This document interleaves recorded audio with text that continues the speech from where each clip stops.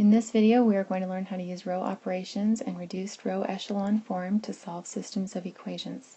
First, let's remember back, if we have a linear equation such as this, if I was to take the entire equation and multiply by a number, say 3, then I would have 6x plus 12y is equal to 6. And that's negative 6. That would actually be the exact same equation. If I was to graph both of these lines, I would find that they were the same lines. If I was to solve by elimination, I would find that I would get something like 0 equals 0, so that would mean that it's consistent and dependent, and that would mean that they're the same line. So let's just keep that in mind as we do what we're going to be doing today. We are going to first learn how to write something called an augmented matrix. And so if I have this system right here, if I write that as an augmented matrix, the way that I do it is I'm going to write one matrix, and I'm going to write the coefficients, and then I'm not going to do a separate matrix. I'm going to just kind of separate the coefficients part from the constants part by a little dashed or dotted line, and that's a single matrix, and that's what we call an augmented matrix. Okay. In this lesson, we're going to do row operations, and row operations is very similar to the method of elimination, which we have already learned. Further down in your notes, it says we are going to manipulate the numbers to make the matrix look the way we want. We want it to look like this. So in other words, we want this part to look like an identity, and then these two numbers will be some numbers that we're going to use. When we manipulate our matrix, our augmented matrix, to look that way, it is what we call reduced row echelon form.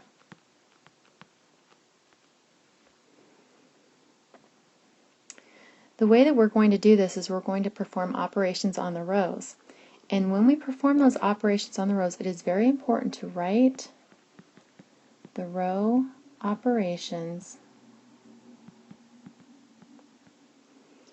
that we do, or I like to call it leave a trail, like a little trail of breadcrumbs. We are going to leave a trail, and the reason that we need to do that, it's so important, is because if we make a mistake,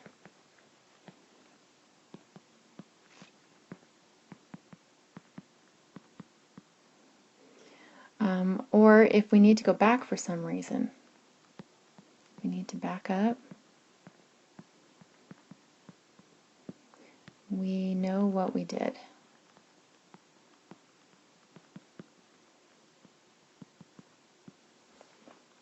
If you don't write the row operations, then you can't tell what you did, I can't tell what you did, nobody can tell what you did. When you take your test for this, you will need to write your row operations, because there's more than one way to do this, and if I can't tell what you did, you're not going to get credit for the problem. So you want to make sure you get in the habit of doing that. Okay, we're first going to take this augmented matrix that we just wrote. Well, I guess we should have written it at the beginning.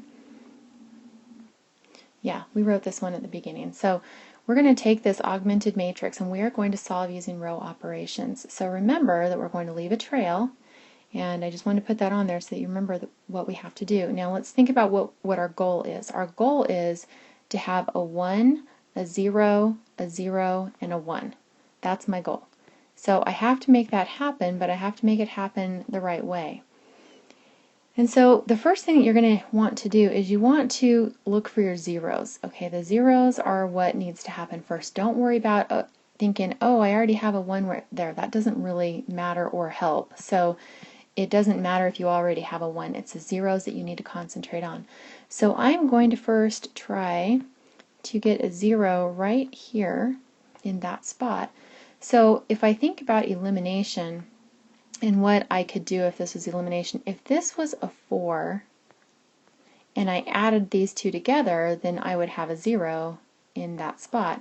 So I can manipulate this so that I can have that happen, and the way I'm going to do that is I'm going to multiply row 2, this is my leaving a trail, times 4, because if I multiply this times 4, I would have what I wanted. And if I multiply this times 4, I would have something that I would have to do it to everything. So I'm going to do row 2 times 4. I'm going to add that to row 1. So I'll add to that, and then I'm going to put my answers in row 1. Now I know that that seems pretty confusing right now, but watch what we do.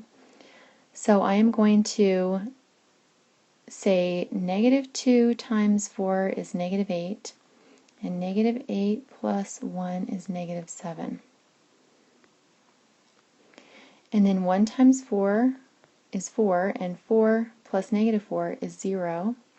1 times 4 is 4, and 4 plus 10 is 14. So my row 1 looks different now. My row 2, I'm going to actually put that back the way it was. I don't have to leave my changes there. I can keep them the same way it was, because if I multiply everything by 4, that's great. If I divide everything by 4, it doesn't matter.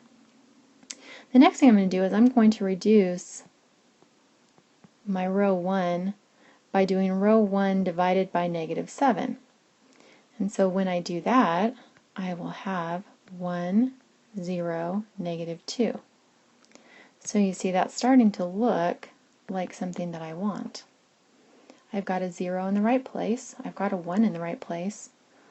Although I said that it doesn't really matter about the 1. We'll have to worry about that in a second. The next thing I want to have a 0 right there. So I think, oh hey, if this one happened to be a 2 and I added them together, that would give me a 0 in this spot. So I can multiply this top row by 2. Remember, if I do that, I have to multiply everything by 2. And if I add it to row 2, and then I'm going to put my answers in row 2 because that's where I want my 0 to be. So I'm going to have 1 times 2 is 2 plus negative 2, and that's 0. Remember, I'm putting these in the second row. 0 times 2 is 0 plus 1 is 1. And negative 2 times 2 is negative 4 plus 1, and that's negative 3. And in my first row, I'm going to leave the way it was. Now look at what we've got. We have got basically the identity part right there, and this is my A, B. Or what that means is it means that 1x plus 0y equals negative 2, or in other words, x equals negative 2, and 0x plus 1y equals negative 3, or in other words, y equals negative 3. So my answer to my system of equations is negative 2, negative 3. This right here, this is our reduced row echelon form. And so that's what we just found. Now there's other ways you could have done this one, so that's important to remember, but it's also important to remember that that's why we leave our trail, because if somebody else is going to look at this, which on your test I will be looking at it, you have to leave your trail so that somebody else can follow what you did. Okay, the next one that we're going to do is this system right here using row operations, and so we're first going to write it as an augmented matrix. So our coefficients, don't forget the signs.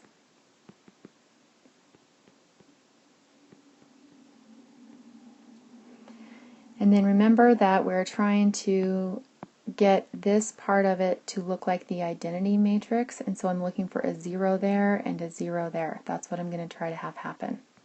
Okay, so let's concentrate on our zeros. So if I want to make this into a 0, I look at these two numbers and I think, well, if this top one was a negative 4 and this one's a bottom one's a 4, then that would work out. So let's make this one into a negative 4 by multiplying the top row by 2. So 2 times row 1. I'm going to add that to row 2, and I'm going to put my answer where? Where do I want my 0 to be? I want it to be in row 1. That means that row 2 is going to stay the same. In the end, it's going to stay the same. So let's write our new matrix. So I've got 2 times row 1, so that's 2 times 3, and that's 6, and 6 plus 5 is 11. Then I've got 2 times negative 2, and that's negative 4, and negative 4 plus 4 is 0.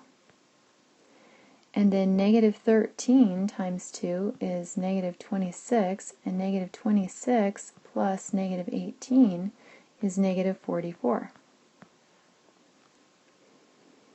And then I'm just going to rewrite my second row. It's not going to change, leaving that alone.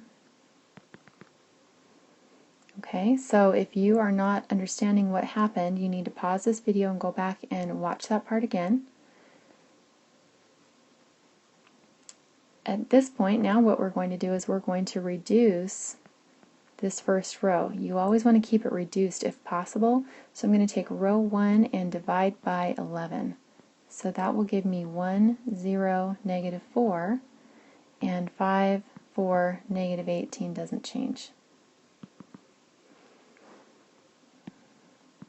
Gotta make sure your dashes don't look like a 1. Okay, the next thing I'm going to do is I'm going to try and get a 0 right there where that 5 is.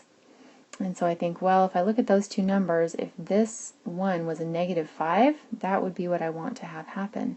So if I was to take 5, negative 5, times row 1 and add it to row 2, and then I'm going to put it where? Where do I want my 0? I want it in row 2.